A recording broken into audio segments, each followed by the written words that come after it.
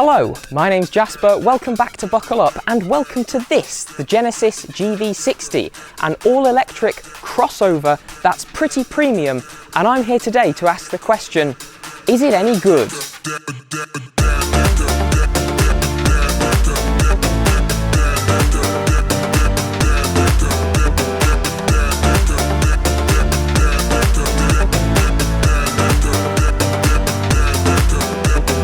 One of the first things to consider when looking at a car to decide if you think it's worth it or not is whether you like the styling.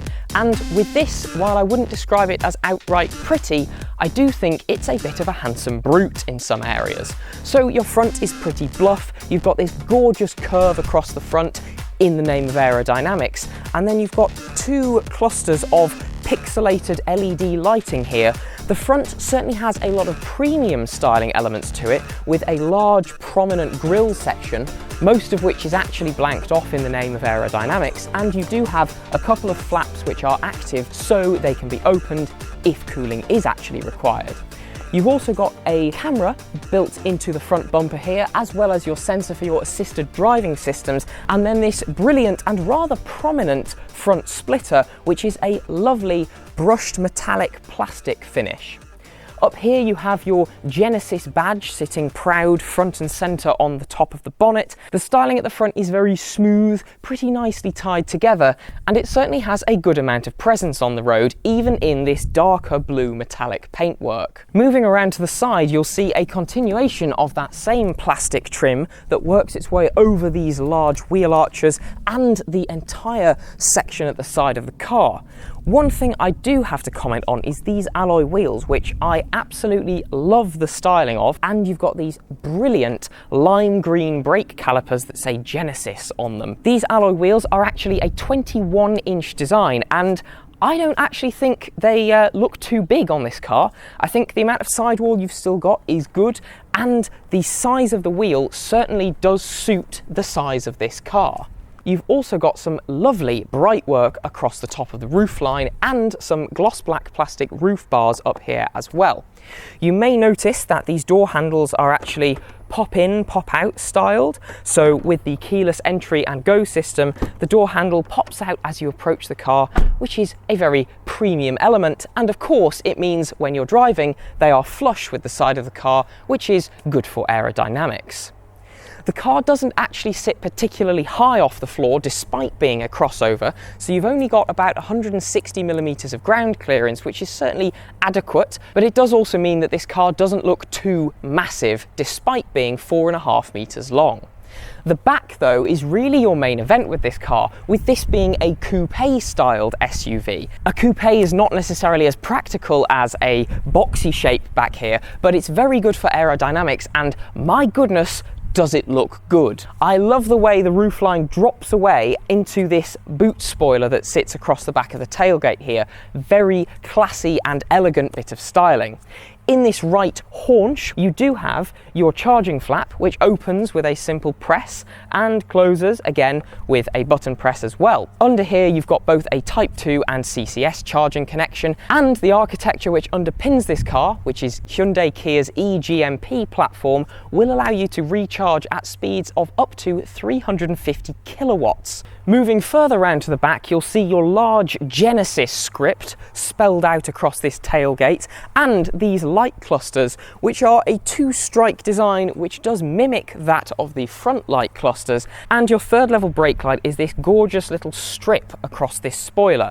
A couple of other things that I adore about this car are how muscular this back end looks. I also love this bit of bright work that zigzags its way across the top of the windows and then down to the tailgate.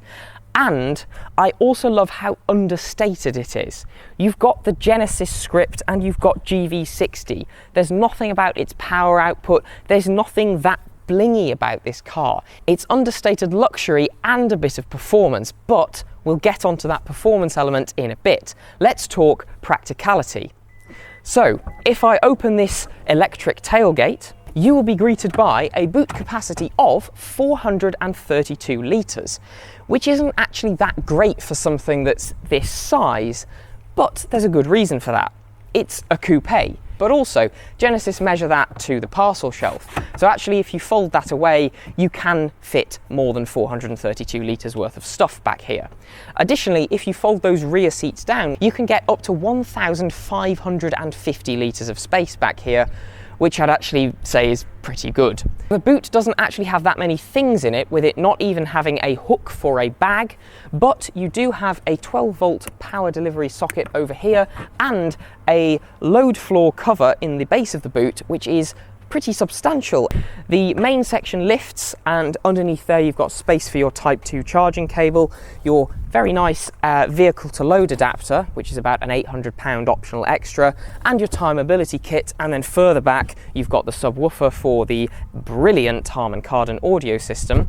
And then if you just lift this little portion over here, you've got space for your worryingly chunky user manuals, which actually Genesis give you in a lovely little box. And also in here you can fit your 3-pin charging adapter for home.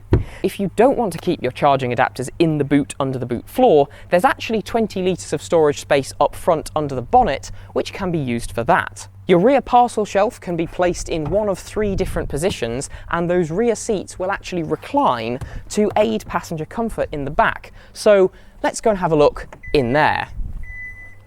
The rear seats of the GV60 are quite frankly excellent for a simple number of reasons. The first being your material quality. This car has the optional Napa leather selected, which means that I've got this absolutely gorgeous navy leather and then some extra textured fabric up here, and something I absolutely love, this lime green piping and contrast stitching, which is all over these seats. The door cards are wrapped in leather and this lovely Alcantara style material, and then even the plastics, which there are some, are brilliantly well appointed. And yes, these door handles do feel a little bit cheaper than I prefer, but they are certainly substantial enough and surprisingly sturdy. In terms of actual passenger comfort, that's the second reason. Behind a shorter driver such as me, 5'7.5" or 173 centimetres, somebody in the back is going to have plenty of knee room.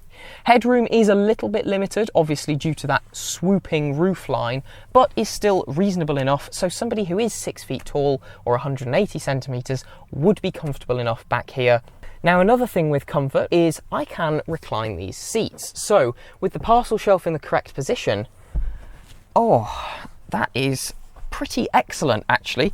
Practicality is the other reason I say this is an excellent cabin, and that is because you've got a large solid pocket on the back of both of the front seats, a pair of USB Type-C charging ports here, a lovely little netted storage area that's actually surprisingly large because this is an electric car and has no transmission tunnel.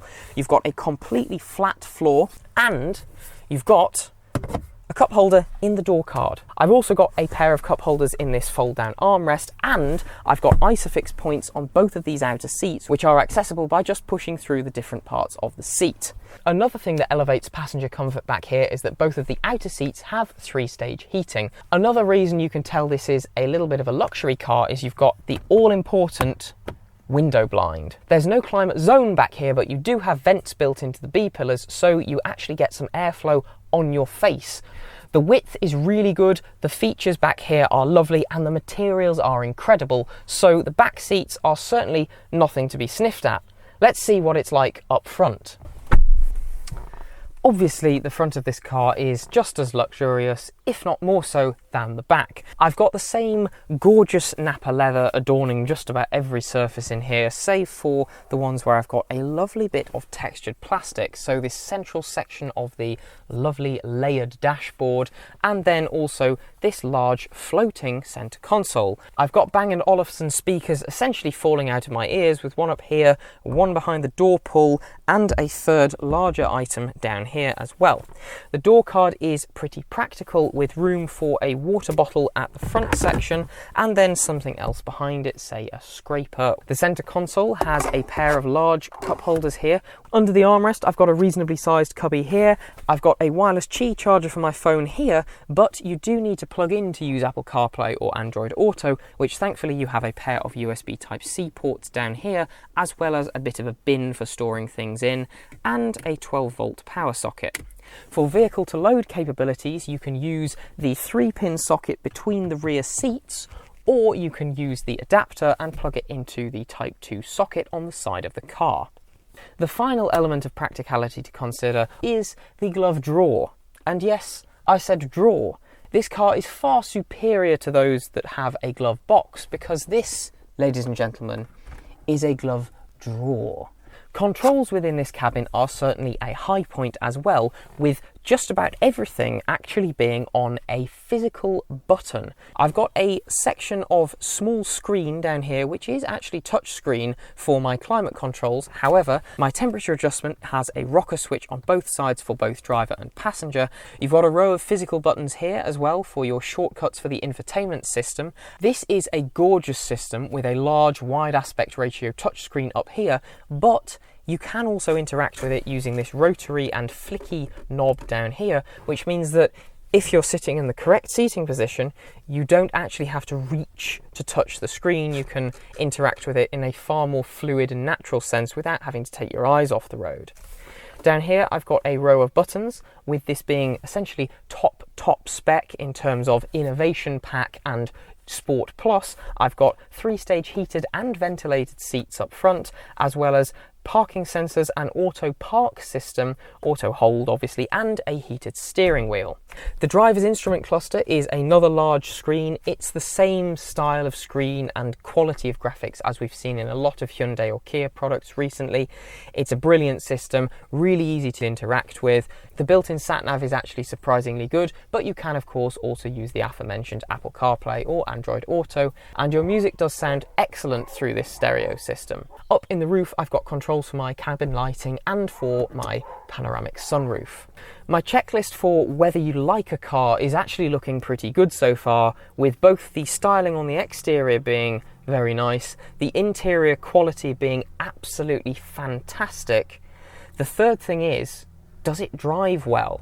And to find that out, I need to firstly buckle up, secondly push my EV start stop button, and thirdly look at my crystal gear selector turn over, pop it into drive, and then find out.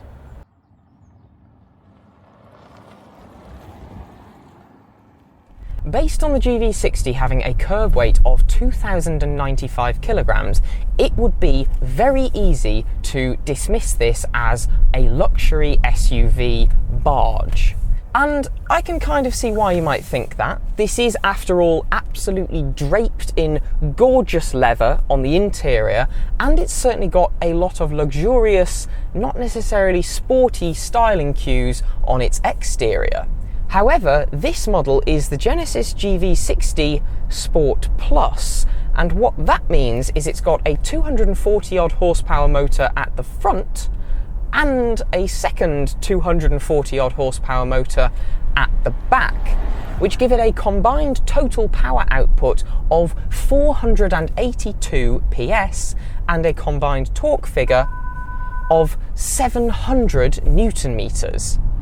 Both of which mean this is no slouch, with this car being capable of doing 0 to 62 miles an hour in 4 seconds flat.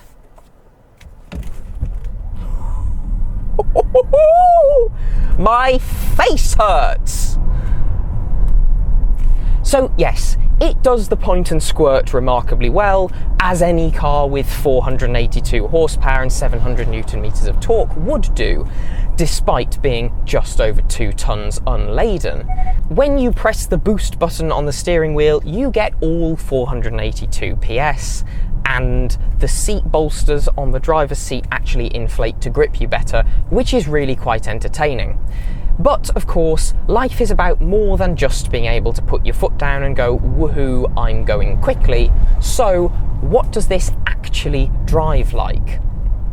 And to be honest, it's brilliant. You've got 3 drive modes. You've got Eco, Comfort and Sport. Default would be Comfort, obviously Sport, a little bit more aggression on the drivetrain, a little bit more inflation in the seat bolsters, a little bit stiffer with the adaptive suspension you get on the Sport Plus model. Eco is obviously your longer distance, softly, you don't quite get the full power, you have to really kind of work for things, and the way it delivers the power is a lot more gentle. So if you're after hypermiling or some kind of longer distance driving, that's probably the mode to choose. Despite this platform being surprisingly weighty, it's actually remarkably comfortable, but also surprisingly competent in corners. You've got Michelin Pilot Sport EV tyres on all 4 corners, so you're certainly not short when it comes to grip. And what that also means is you can definitely hustle this, as we've seen with other models on the eGMP platform. For pootling round town, you've got a 1-pedal drive mode, which you can activate by pulling the paddle on the left-hand side of the steering wheel, and that means obviously if you lift off, you will be brought to a complete stop. There's also 3 different levels of regenerative braking you can work your way through, as well as having it completely off. So it's got the EV tricks up its sleeve in terms of power delivery and drive mode capability. It's also absolutely dripping with technology. So I've got fully adaptive cruise control, auto steer, auto lights, auto wipers, auto just about everything, including auto parking, which is eerie sitting in a car whilst it parks itself, or being able to do so from the key, but it's certainly appreciated because this is a little bit wide. Placing the car on the road is surprisingly easy because you get a haunch to look at on both of the front corners, and then the bluff back end means that, yep, the back of the car is the back of the car, you can kind of see it. So even though you've got a weird bar through the rear tail glass, it's actually pretty easy, and you've also obviously got the full 360-degree camera system and the full suite of parking sensors. The ride is surprisingly compliant, despite this riding on 21-inch alloys, and yep, overall, really, it's a supremely comfortable car. I, as the driver, have even got a little button I can press down here, which will massage me and make sure that I'm kind of keeping active on a longer journey. Obviously, with heaps of power, you would expect the battery range to suffer a little bit, and this has a 77 kilowatt hour battery pack, of which about 74 kilowatt hours is usable, and with a real-world efficiency somewhere in the region of 3 miles per kilowatt hour, which isn't great in the grand scheme of things, you can expect a real-world range in mixed driving of 210 miles. Now, WLTP range for this is obviously higher than that, but as a real-world car, you can easily get 210 miles out of this, and to be honest, if you're doing more efficient town driving at lower kind of throttle inputs than I have to around these hilly country roads, you can see an efficiency closer to 3.5 to 4 miles per kilowatt hour, which is verging on more reasonable. The cabin is supremely quiet on good road surfaces, and even on some of these rubbish roads around here, you don't get too much noise coming through to the cabin. This model also has some active noise cancellation features, so you can activate them for an even quieter driving experience. One other feature this car has, which I've found, and depending on your viewpoint is either ridiculous or kind of cool, is if I press this button, it will actually mimic an ICE vehicle. It will play an engine noise through the cabin, so I can rev this, and the other thing it does is when you're driving, it both mimics the way an ICE vehicle would pull away in terms of power delivery, but also gear shifts, so you get a brake in the acceleration as the virtual automatic gearbox changes gear. It's properly bizarre, but also quite cool. So what this means is I get a kind of softer pull away, but then you can almost feel the power or turbocharger of this virtual machine kicking in and then propelling you forwards. And in this mode, you can also downshift or upshift using the paddles on the steering wheel. So you get an eerily good representation of driving an ICE-powered vehicle when you're in a full EV, complete with, I assume, a raucous V6 soundtrack.